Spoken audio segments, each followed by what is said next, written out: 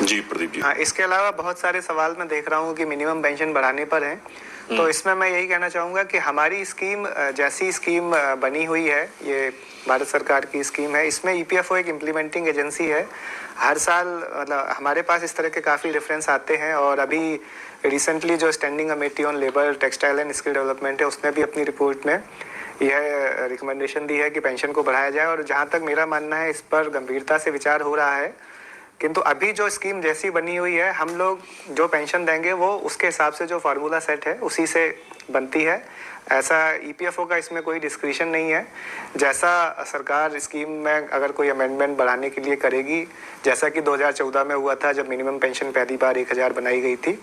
अब 10 साल हो गए हैं, तो ये समय है कि इसको बढ़ाया जाए। बट ये सरकार इस पर मेरे ख्याल से विचार कर रही है और जैसे ही सरकार इस पर कोई अमेंडमेंट देगी या कोई ऑफिशियल डायरेक्शन देगी, उसके हिसाब से ही ये स्कीम में परिवर्तन किया जाएगा और लोगों की पेंशन उसी हिसाब से निर्धारित की जाएगी। बट अभी जो पेंशन है वो आपके कंट्रीब्यूशन किस सैलरी पर आया और कितने साल की सर्विस है, उसके हिसाब से जो स्कीम में फार्मूला है उसी से बनती है और वो एक निर्धारित फार्मूला है। और स्कीम में जो टर्म्स एंड कंडीशंस हैं, जो प्रोविजंस हैं, उसी के हिसाब से पेंशन बनती है।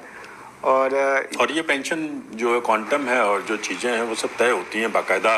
जो फंड है, जो पेंशन फंड है, उसके एक्चुअल वैल्यूएशन के हिसाब से सारे फार्मूले और सब चीज़ें बनती हैं। बिल्कुल। तो अगर फंड में ज़्यादा रिटर्न आता है तो पेंशन ज़्यादा मिलती है, इस तरह से रहता है। ऐसा है ना? बिल्कुल बिल्कुल सही कहा आपने। इवन शुरुआत में कई बार जब रिटर्न अच्छे थे पेंशन स्कीम के, तब हम लोगों ने 1-2% पेंशन बढ़ाई भी थी।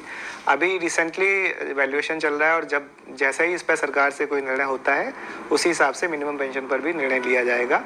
इसके अलावा हायर पेंशन पर भी बहुत सारे क्वेश्चन आ रहे हैं, तो मैं यही कहना चाहूँगा कि इस मामले में मुख्यालय हेड ऑफिस से जो भी जरूरी दिशा निर्देश हैं वो जारी किए जा चुके हैं और सभी ऑफिस इस पर काम कर रहे हैं तल्लीनता से। और अगर आपको फिर भी कोई समस्या है तो आप अपने नज़दीकी रीजनल ऑफिस में जाकर बात कर सकते हैं या फिर EPFI GMS जो हमारा ग्रीवेंस पोर्टल है उस पर भी अपनी ग्रीवेंस रजिस्टर कर सकते हैं।